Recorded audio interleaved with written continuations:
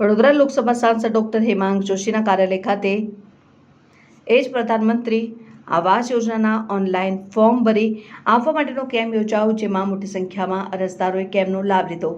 પ્રધાનમંત્રી આવાસ યોજના અંતર્ગત નવા આવાસ મેળવવા માટે ગરીબ અને મધ્યમવર્ગીય લોકો ફોર્મ ભરવામાં ભારે તકલીફ ભોગવે છે।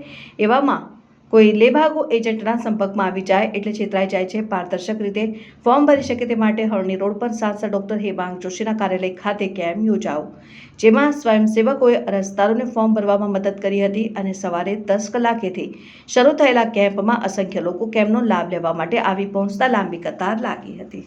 આપણા યુવા સાંસદ ડૉક્ટર હેમાંગભાઈ જોશી દ્વારા દર વખતે કોઈકના કોઈક કેમ્પ શહેરના નગરજનોને સરકારી યોજનાઓના લાભ માટે યોજવામાં આવે છે।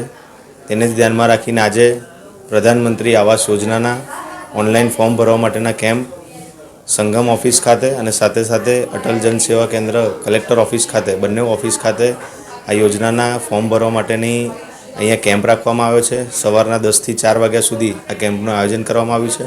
ખૂબ મોટી સંખ્યામાં નગરજનો આ કેમ્પનો લાભ લઈ રહ્યા છે। આ કેમ્પ રાખવા પાછળનો ઉદ્દેશ્ય એક જ છે કે સરકારી ઘણી બધી યોજના હોય છે, પરંતુ નગરજનોને ખ્યાલ નથી હોતો અને તેના માટે એ યોજનાનો લાભ નથી લઈ શકતા। તેને ધ્યાનમાં રાખીને કેમ્પના માધ્યમથી નગરજનો મોટી સંખ્યામાં આ યોજનાના લાભ લઈ શકે તેનું આયોજન કરવામાં આવ્યું છે। પાછલા આના પહેલાં પણ આવકના દાખલાનો કેમ્પ હોય કે આરટીઈનો કેમ્પ હોય, આવા અલગ અલગ કેમ્પ સાંસદશ્રી દ્વારા કરવામાં આવે છે અને આજરોજ આ કેમ્પ થકી ખૂબ મોટી સંખ્યામાં નગરજનો આનો લાભ લઈ રહ્યા છે।